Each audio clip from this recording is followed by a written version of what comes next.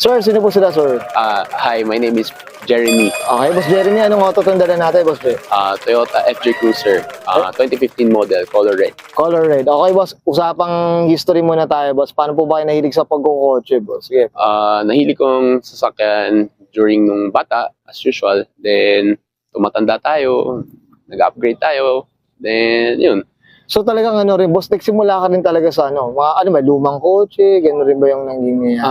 Ako, mix talaga ako, honestly. Wala man ako preferred na unit, pero pinaka-dream car ko is Toyota Vios and Wigo. Grabe, no? Talagang, maka-Toyota ka rin talaga, Yes, boss. Toyota talaga. Uy, up tayo dyan.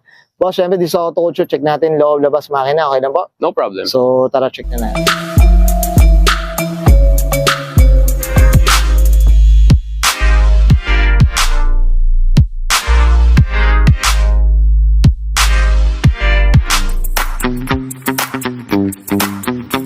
Usapang interior tayo, Boss Jay. Ano meron dito, boss? Sige po. Interior, honestly, stock lang. Wala ko binago kasi mas gusto ko clean look lang. Pag clean look, Oo. the better.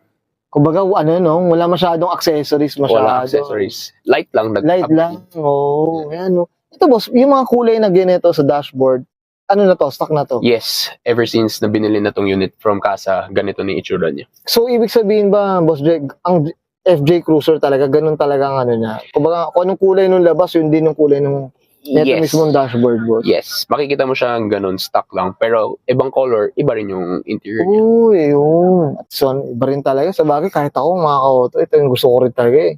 Pang malakasan na off-road tayo dito, yo. Tsaka ito yung likod, mga ka-auto. Diyos ko, sana all, makabili rin tayo, Boss Jay. Sana naman. Soon. Namamalimos bigla. Boss Jay, okay na tayo dito sa loob. Check natin labas. Okay na po. Alright, no So, problem. tara.